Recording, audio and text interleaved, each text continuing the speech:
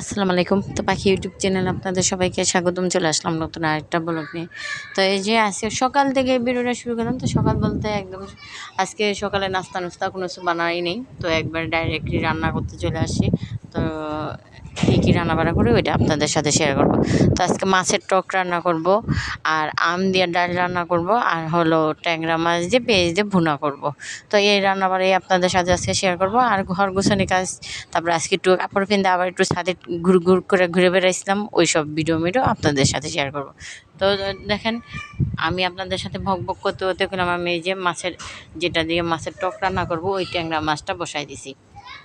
তো ট্যাংরা মাছটা সুন্দর করে কষায় মশায় বসাই দিয়েছিলাম, তো পানি দিয়ে দিয়েছিলাম। তো একটু ফুটে এসে পরে এখন আমটা দিয়ে দিলাম। তো আমটা দিয়ে এখন আমটা সিদ্ধ হওয়া পর্যন্ত রাখবো এখানে। তো আমটা ভালো করে সিদ্ধ হয়ে গেলে তারপরে হলো এইখানে আল্লাহ ওটা নামাই ফেলবো। কারণ ওইখানে আমি আজকে ওইটা বাগার দেবো না, আমি তো একবারেই বসাই দিছি, কারণ ওটা আর বাগার ফুরন দেওয়ার কোনো ই নেই। তো এই যে ডালের ভিতরে আমঠাম দিয়ে দিলাম, তারপর হলুদ ফাঁকি লবণ দিয়ে দিছি, কাঁচামরিচ দিয়ে দিছি। আর এই যে এখানে বড় বড় করা ট্যাংরা মাছ ছেলেদের জন্য বেছে বেছে রাখছি, ডিমালা ট্যাংরা। তো আপনাদের ভাইয়া বলতেছে একটু পেঁয়াজ দিয়ে ভুনা করে দাও, ওইগুলি খাইতে ভালো লাগবো। তো এই জন্য আমি বললাম আচ্ছা ঠিক আছে, তাহলে এগুলি পেঁয়াজ দিয়ে ভুনাই করি। যদি আমার সবগুলোই মনে করলাম টকের ভিতর দিয়ে দিই, আমার ছেলেটা টকের মাছ খাইতে চাইবো না। কেউ টক খায় কেউ খায় না এরকম, আর ওরা কখনো খায় নাই। আর আমি আরেক দিন আপনাদের সাথে ভাতের মাছ দিয়ে কীভাবে টক রান্না করতে লাগে ওই জিনিসটা শিখাবো। আজকে আমি বলছিলাম যে ভাতের মাছ দিয়ে টক রান্না করা শিখাবো, যে আমরা কীভাবে ভাতের মার দিয়ে টক রান্ধি। তো ওই জিনিসটা আর মানে মনেই ছিল না, তো এই জন্য আর দেখাইতে পারি নাই। আর এই যে এদিকে এখন সুন্দর করে মাছটা ভাইজা নামাই ফেলছিলাম, পেঁয়াজটা ভাইজা নিয়েছি, মাছটাও দিয়ে দিলাম। তো রান্নাবাড়া পড়াই শেষ। তো এই যে এদিকে এখন ঘর দুয়ারটি গুছগাছ করে নেব। তো এখন আগে চাদরটা চেঞ্জ করব, পরে আস্তে আস্তে কাপড় চোপড় গেলে এগুলি ভাজভুজ করে নেব। কারণ ঘর দুয়ার না একদম মানে ভাল লাগে না, মনে করেন খালি বসে বসে, বুঝে বললাম না যেন বসে বসে মোবাইল টিপি, এটা করি সেটা করি। আসলে যে কাজ করার দরকার আমার ওই কাজটাই আমি করি না। মনে করেন ঘরের ভিতরে একটু সাফ সাফাই করি, কিংবা ঘর দুয়ার গুছগাছ করি, কিংবা আরও অন্য কোনো কাজ করি, ছেলে মেয়েদের নিয়ে ঘুরতে যাই, মানে ওই সব কোনো কাজ না করে মনে করেন এইগুলিই আমার মোবাইল টিপাই সবচেয়ে বড় কাজ হয়ে গেছে এখন সবার ক্ষেত্রে। এই জিনিসটাই বেশি, যে মোবাইল টিপাটা অনেক বড় কাজ।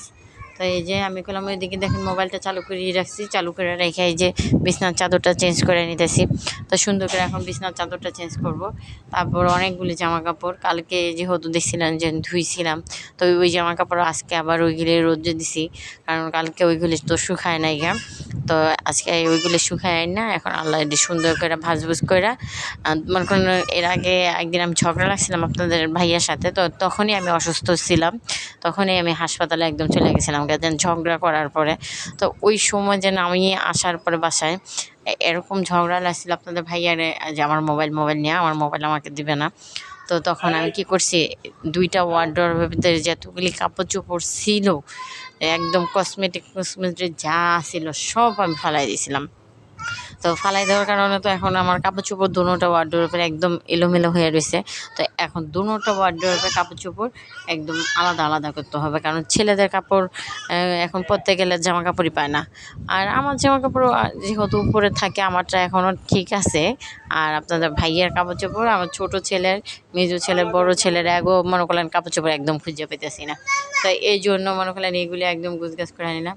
তো কাপড় চোপড় অনেকগুলি উঠাই ফেলছি, আর এই যে বাকি যে কয়টা রয়েছে, ছেলের স্কুল ড্রেসে অনেক লাগে। মনে করলেন শার্ট আজকে একটা পরে গেছে, ওইটা আর কালকে পরার মতো কোনো থাকে না। দুইটা শার্ট অলরেডি করলাম ওর ব্যবহার করতেছে, তারপর আবার আরেকটা শার্ট এবছর আইনা দিছি। এবছর দুইটা শাড়ি আনছি, মানে একটা ব্যবহার করতেছে, আরেকটা উঠায় রেখে দিছি। তো এই নতুন শার্টটারই ওদিকে কিসের সাথে জানি লাগাইয়া শার্টটা ছিঁড়া লিয়ে বসে। তো ছিঁড়ানাতে এখন আবার মনে করেন আরেকটা শার্ট দিতে হইব। এখন আমি বলতেছি যে ওটা দিব না, দেখি কয়দিন ওই আগের পুরানা গেলে দিয়ে চালাই, যদি না চালাইতে পারি পরবর্তী সময় নতুন ওইটা নামাই দিব। তো এই যে দেখছেন কত কাপড় চোপড় গুছাইতে মানে আমার অনেক টাইম লাগছে। তো এত টাইমের ভিডিও তো আর মানে আপনাদের সাথে তো শেয়ার করতে পারবো না। তো এই জন্য মনে করলেন এই যে এইভাবে এখন কাটিয়ে পিটা যা পারছি তাই শেয়ার করলাম। তো এইগুলি করে রেখে মনে করলেন দুপুরবেলা খাওয়া দাওয়া কইরা একদম মানে চাঙ্গা হইয়া তারপর আল্লাহ সারি পড়ছি।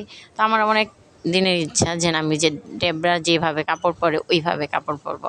আর ওই যে চুলগুলি উঁচা করে বাঁধে, তো মানুষ যদি একটু বেঁধে বেঁধে সাজে না, তো ওরকম আমার সাজতে ইচ্ছা হয়েছে। তো ওরকম যখন সাজতে ইচ্ছা করেছে, তাহলে ওই সাজটা কেন অপূর্ণতা রাখবো। তো আবার আমার নতুন কোনো মানে সুতি কাপড় নেই আমার, যেহেতু কাপড় সব মানে ওই যে একটু মিক্সি ধরনের, মানে একটু পিছলা পিছলা টাইপের সবগুলি কাপড়। তো এখন সুতি আরেকটা কাপড় ছিল, তো এর আগে তো একটা কাপড় মা দিল, ওই কাপড়টা তো আমি সেরে দিয়ে দিলাম। তো আরেকটা কাপড় আসে সাদার ভিতরে, তো ওইটাও মা বাড়িতে নিছে। একদিন মা বললো কি যেন কাপড়টা পাঠাতো, তো পাঠাইছি। আল্লাহ মা পরে যে বাড়িতে রেখেছে না কি করছে আমি তা জানি না। তো এখন আর আমার সুতি কাপড় নেই, তো এই কাপড়টা ধরে দেখি যে না একটু সুতি সুতি লাগতেছে, তো এই কাপড়টা একটু পরলাম। আর এই যে টিকটক ভিডিও বানাইতেছি, তো আমার মোবাইলে বানাইতেছি, আর আমার মোবাইলে ভিডিওটা এভাবে বানাইতেছি। আর আরমানের মোবাইলে হলো ওই যে টিকটক ভিডিওগুলি বানাই নিছি। আমি বলছি তুই আজকে আমার সুন্দর করে টিকটক ভিডিও বানাই দিবি, তো বলতেছে দেন দেন আপনার মোবাইল দেন, আপনার মোবাইল দিয়ে সুন্দর করে টিকটক ভিডিও বানাই দিই। পরে আমি বললাম যে না আমার মোবাইলে আমি যে এডি বানানোর আমি পরে বানাবো না, তুই আমার মোবাইল তোর মোবাইল থেকে আমার করে ভিডিও বানাই দে। পরে আলো ওর মোবাইল দিয়ে সুন্দর করে ভিডিও বানাই, তারপর আমার মোবাইল আবার ওইটা নিয়ে আসছি। তো মনে করলেন এই যে ভক ভক করতে করতে চলে আসি। তো আজকে হলো মনে করেন ছেলেরা বলতেছে আম্মু একটু নুডলস রান্না করে দাও, তো নুডলস কোথায় পাবো। তো যে ওই যে ময়দার সেমাইগুলি বানাইছিলাম, তো ওই ময়দার সেমাইগুলি আছে। তাই আমি তাহলে কি আর কী করবো, এই ময়দার সেমাইগুলি এখন সুন্দর করে নুডলসের মতন করে রান্না করে দিই। তো মুরগির মাংস একটু কেটে নিতেছি, আর একটু ভিক্ষা করে মনে করলেন পাস্তা আনছি, নুডলসের সাথে কয়টা পাস্তা দেবো। কারণ আমার ভাগনা বোর কাছে থেকে যাই ভিক্ষা করে আনতে হয়েছে, কারণ আমার ঘরে মনে করলেন নুডলস পাস্তা এইসব বলতে এখন কোনো কিছুই নেই, মানে অনেক মানে টানাটানি হয়ে আছে। তো তো এখন আমার ভিক্ষা করে করে খাইতে হয়। আমি এখন ভিখারি হয়ে গেছি, কি বলবো না বলবো আপনাদের সাথে, একদম ভালোই লাগতেছে না।